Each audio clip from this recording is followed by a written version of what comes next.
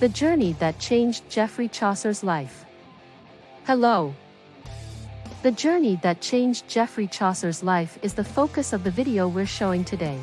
Before anything else, please like this video and follow our YouTube channel for further updates. On May 28, 1378, Geoffrey Chaucer embarked on his voyage to Milan. On September 19, he left de Civitate Londini and came back to London. Because he was paid daily, he was away for 115 days, as the accounts expressly state. He was traveling with Chamber Knight Sir Edward de Berkeley. Given his superior standing, Berkeley was the mission's leader. He was accompanied by 9 mounted soldiers and received a daily wage of the 20s. Chaucer was paid 13s per day and traveled with 5 men and their horses. Chaucer was paid 13s per day and traveled with 5 men and their horses.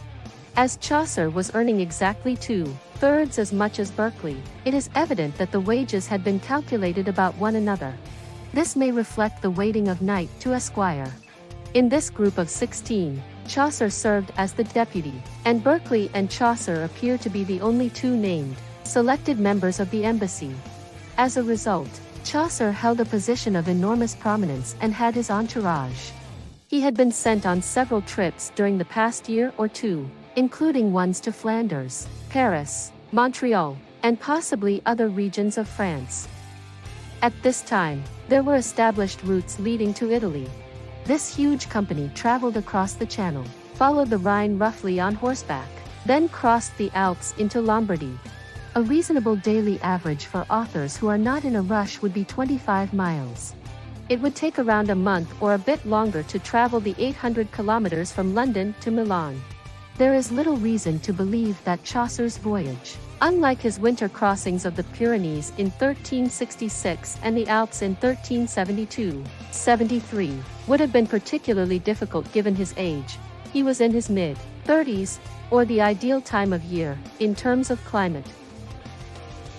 The height of the summer and the first time Chaucer had seen southern Europe in summer light or felt the sensuous pleasure of this climate. Chaucer likely landed in Milan around the end of June or beginning of July and stayed in Lombardy until mid-August. His primary destination was Milan, though it's likely that he also went to Pavia, which is close to Milan. Milan was a hub of artistic creativity and diversity in the 1370s. And one critic referred to it as being unrivaled in Europe as an artistic crossroads. 2 enormous palaces, the homes of the 2 Visconti brothers, surrounded Milan. Even today, Galeazzo's palace is a massive stronghold that currently houses public museums. The majority of the splendid Visconti church, San Giovanni in Conca, has now disappeared, along with Bernabé's.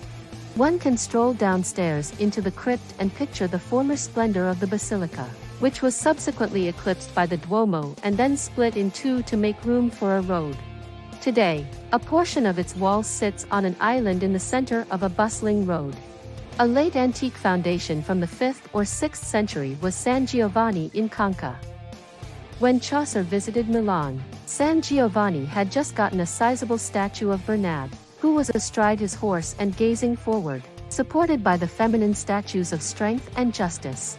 Wallace has talked about how aggressively the statue promotes masculine virility and strength, which is especially evident in the way the horse's genitalia are shown to be swinging behind the tiny feminine allegorical figures. Bernabé is supposed to be supported by strength and justice, yet despite their diminutive size and the way Bernabé's sword dangles subtly next to strength's head, it is Bernabé who has authority over them. This statue represented the arrogant secular power of the Visconti and was surprisingly put on the altar. Given that Bernabé claimed to be God in his realm, worshipping in that church must have seemed idolatrous. Sculpture may be found everywhere in the city. As Chaucer walked up to the gates, he noticed ancient carvings that celebrated the city's history and conveyed tales via art. For example, the scenes on one of the gates told the story of Ambrose pursuing the Arians from Milan. He observed the modern sculptural style in Milan's churches and palaces, not least in Bernabé's equestrian figure.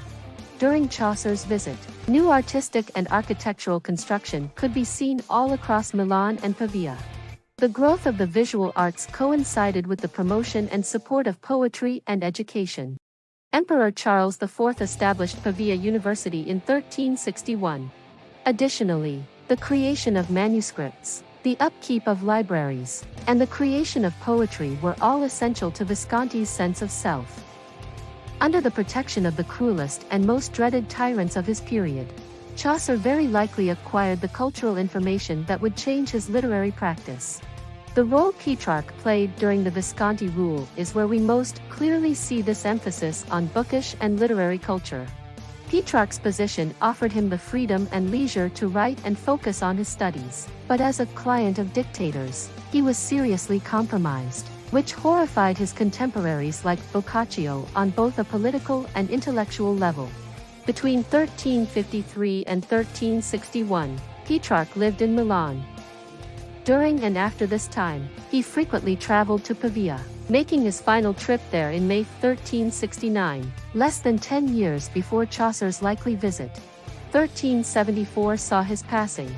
The figure of a poet laureate is depicted in a late 14th century sculpture in Milan, with good features, a calm demeanor, and a laurel wreath. He is a picture of assurance and self-possession. The very fact that such an image even exists attests to the increased significance of the contemporaneous poet in Italy in the 14th century. Being a prolific poet himself, Petrarch was also at the vanguard of humanist study, unearthing classical works that had been forgotten for many years and were sitting unread in libraries. His gift of a manuscript containing the Greek Iliad, now known as Ms. Ambrosiana I, from the Byzantine ambassador in 1354 marked the start of a renewed interest in Greek, which he promoted.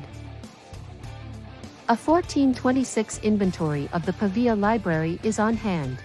Undoubtedly, after Chaucer's visit in 1378, many of the books there were added to the library. Critics have drawn attention to the astonishing quantity of Chaucer's source texts that are also included in this inventory, many of which were unavailable in England.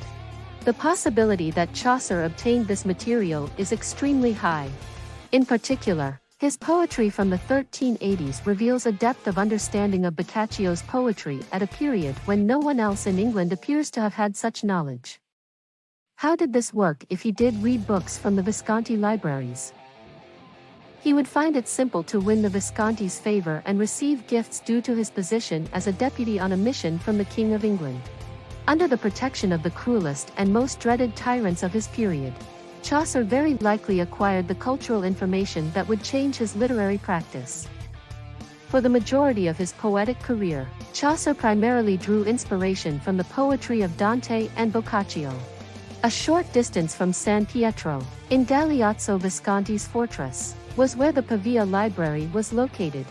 There is no question that, except for the early book of the Duchess, all of Chaucer's long poems responded to Italian poetry, and that Italian poetry fundamentally reshaped the kind of poet that Chaucer was. Not that he disregarded French or Latin sources, though. Indeed, Italian literature was born out of the attentive reading of writings in different languages. However, the poetry of Dante and Boccaccio became Chaucer's dominant inspiration for the majority of his creative career. And it is vitally crucial that Chaucer did not create this line until he had discovered, and was mimicking, Boccaccio's writing. Seeing the kind of things that the Italian poets were doing generated a kind of experimental frenzy in Chaucer and enabled him to indulge in his desire with newfangledness, albeit, paradoxically, a newfangledness that was ostentatiously imitative in a European context. In poems such as A Complaint to His Lady and Enelida and Arcite, he tries out numerous sorts of poetic forms within the same poem, experimenting with stanza length, rhyme scheme, and line length. Poetically, Chaucer's consumption of Italian verse was immensely fruitful, inventive, and liberating. It stimulated him and gave him tools and models for innovative literary play. Politically, his connection with Italian literature and culture was more complex and disturbing. How was the video? Do you like it? Post your response in our comments section below and subscribe to our YouTube channel for more videos.